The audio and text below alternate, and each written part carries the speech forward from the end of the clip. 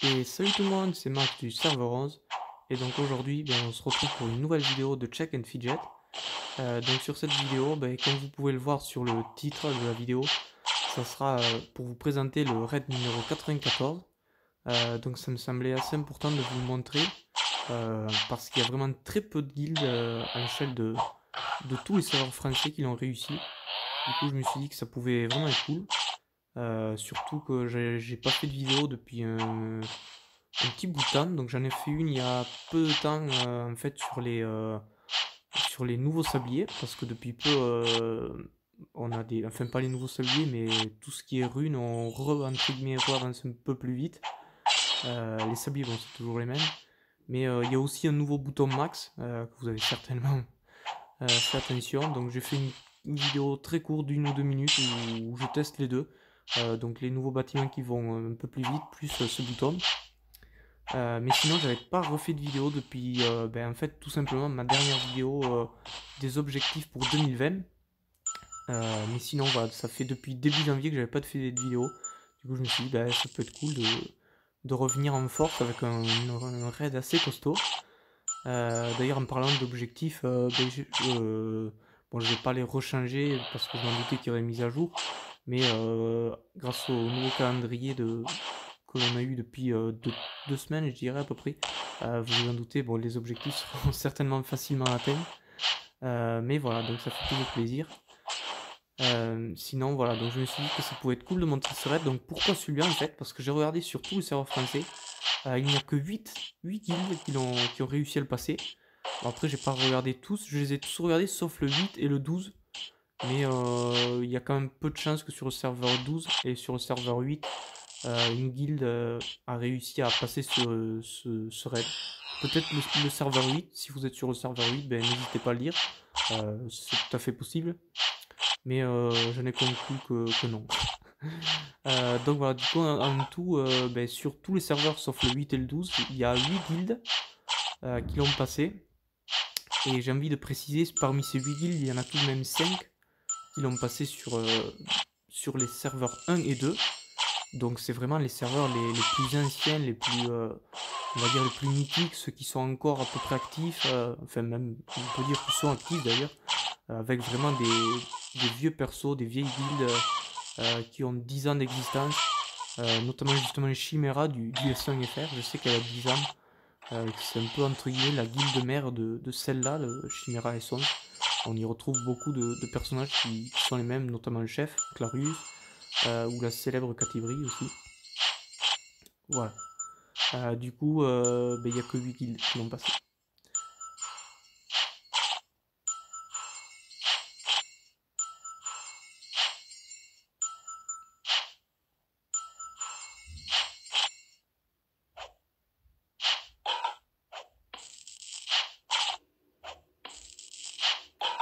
Donc là, les premiers boss, ils sont assez complexes, malheureusement, comme on peut le constater, pardon.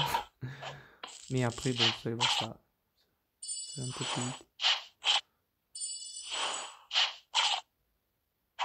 On a bloqué dessus beaucoup de temps. Je sais que par exemple, sur ma vidéo d'objectif 2020, j'avais prévu comme objectif 2 raids. Donc ça faisait une moyenne évidemment de 1 tous les 6 mois.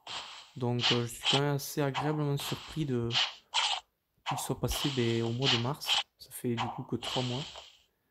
Donc, finalement on est quand même on est dans les clous par rapport à mon estimation évidemment. Par rapport ou du moins pardon excusez-moi à mon espérance. Pour l'année 2020 on est largement dans les clous. Donc voilà. Je suis assez content pour ça.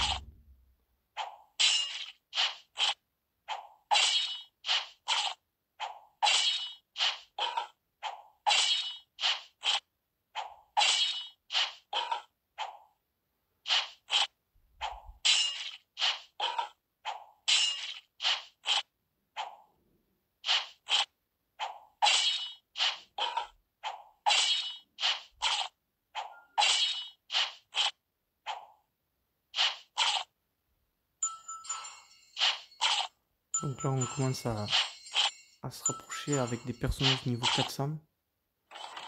Et ça y est, Gypsy Danger, Danger ou Danger, je sais pas comment il faut dire. Premier personnage niveau 400. Ange Miel aussi.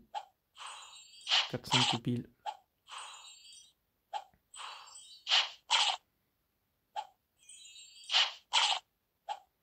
Donc évidemment, je le précise pour ceux qui tout simplement ne sauraient pas, il n'y a pas de honte à pas savoir, ou qui auraient oublié.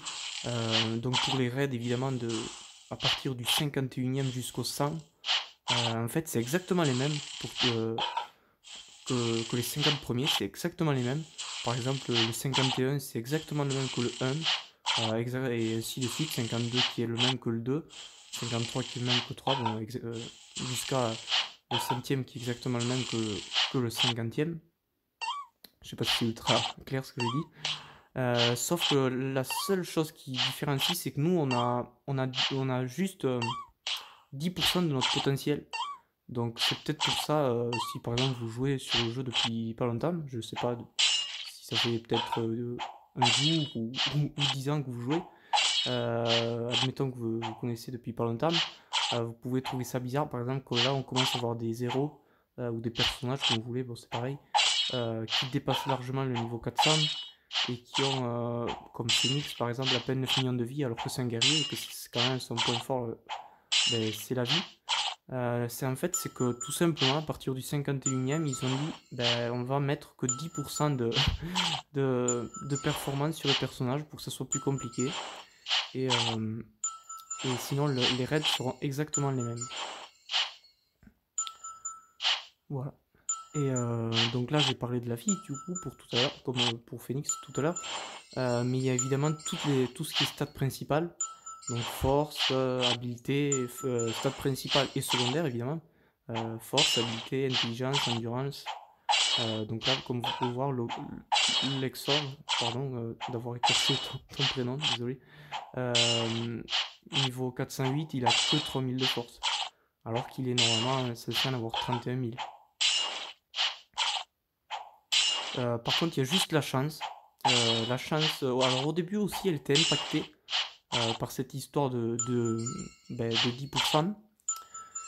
Sauf que là, en fait, il y a beaucoup de joueurs sur les, sur les forums qui ont, entre guillemets, un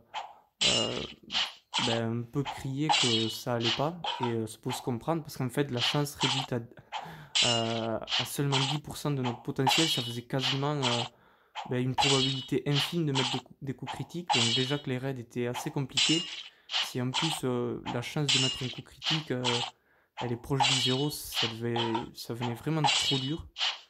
Donc après au bout de 2-3 semaines, voire moins, je sais plus, mais je sais que assez rapidement les développeurs, ils ont quand même été assez sympas. Ils ont dit ok, on touche pas à la chance, on va laisser ça comme la chance comme elle est. Parce que par exemple comme là Moody Genou, s'il était ou la Maria, si elle était qu'à 2200 de chance face à un adversaire niveau 490, ça fait quand même très très peu de chances de mettre un coup critique.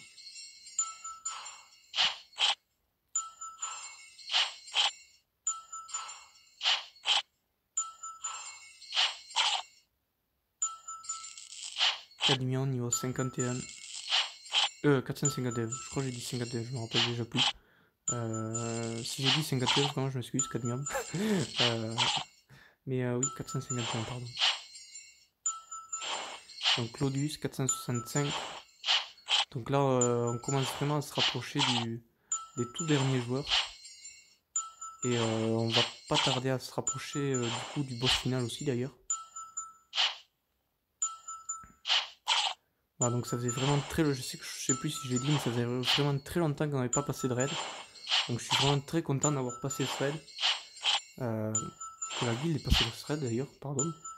Je suis vraiment content pour tous les membres, tous ceux qui ont participé, toute la guilde en elle-même. C'est vraiment une prestation, c'est pour ça avant tout que je voulais vraiment la mettre en ligne cette vidéo. Parce que c'est vraiment quelque chose d'assez... c'est pas que je veux flatter les chiméras ou quoi. Même de point de vue extérieur, sans être dans les chiméras, c'est quand même quelque chose d'assez extraordinaire. Il y a vraiment pour de vrai que 8 guildes à l'échelle de toute la France qui ont réussi cet exploit. Et le pire, c'est que vraiment, la plupart, je dirais, donc les 3 quarts sur ces 8, elles sont vraiment basées sur des serveurs comme le serveur 1, le serveur 2, avec vraiment des personnages très costauds. Donc voilà, c'est sûr, ça fait toujours une fierté de se comparer à une guilde qui a 10 ans d'existence, plutôt que se comparer à une guilde, je sais pas moi, qui serait du même âge, voire moins. Voilà, c'est vraiment, je trouve ça vraiment super cool.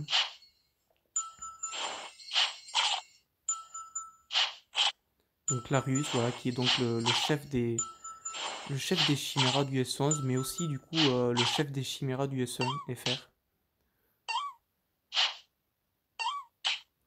Donc voilà, on arrive sur les tout derniers joueurs et sur les tout derniers ennemis aussi.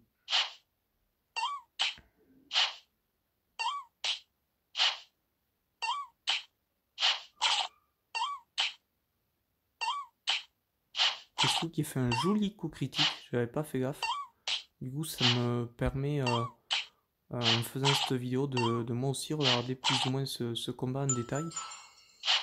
J'avais regardé quelques prestations, mais j'avais pas vu, mais Kesu a fait un joli coup critique.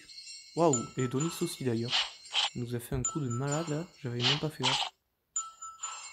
Oh, oh oui, joli. Waouh, waouh, waouh. Ah ouais, Donis il a fait un truc de taré. Ubik, bientôt niveau 500. Bientôt. Ça fera du coup 3 joueurs pour les chiméras. 3 joueurs au niveau 500. C'est vraiment super. C'est super. Waouh, un coup critique.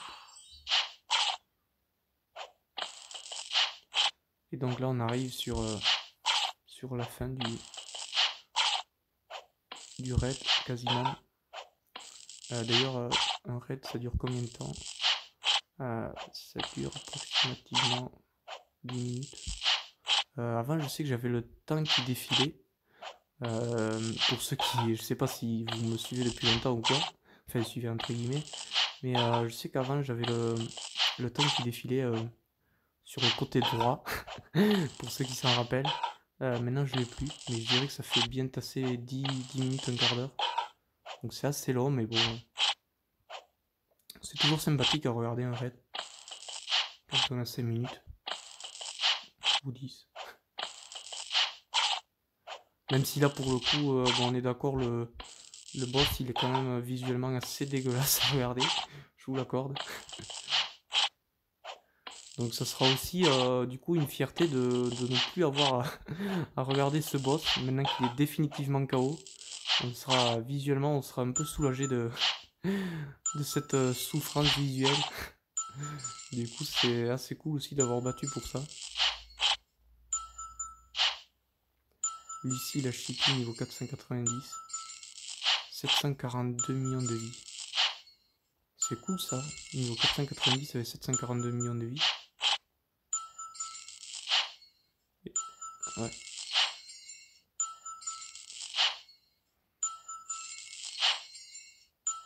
Et donc là on se rapproche des derniers coups. Les coups qui seront décisifs. Les coups de Katibri. Toujours aussi puissants. Et voilà, c'est donc une belle et superbe victoire des Chiméras. Donc j'espère que cette vidéo vous aura plu. Donc je sais que j'en avais pas fait depuis très longtemps, ou du moins une vidéo où je parle, du moins, depuis très longtemps. Donc du coup depuis début janvier, où j'ai fait tout simplement ma progression, mon estimation, mon espérance pour 2020. Donc du coup ça fait bien quasi 3 mois que j'en ai pas fait. Donc voilà, ça me tenait à cœur de reprendre 10 minutes sur moi pour faire une petite vidéo. Voilà, donc je sais que j'ai déjà dit au moins 50 fois, mais voilà, je tiens à féliciter vraiment tous les chiméras pour cette énorme performance. Vraiment, je mesure pas du tout les mots, franchement. Donc voilà, bravo à vous tous et je sais que d'ailleurs, parmi ceux qui regardent, il y a du coup, déjà, pas mal de chiméras qui regardent. Donc voilà, bravo à eux et bravo à vous. Donc sinon on se dit, à bientôt. Il y aura évidemment, une vidéo, je sais pas quand est-ce que sera ma prochaine vidéo, mais je pense que je vais en refaire là bientôt. Je peux pas vous en dire plus, mais je vous garde la surprise. Je vais bientôt faire des nouvelles vidéos. Voilà. Donc j'espère que celle-ci vous aura plu. C'était Max du S11. Ciao.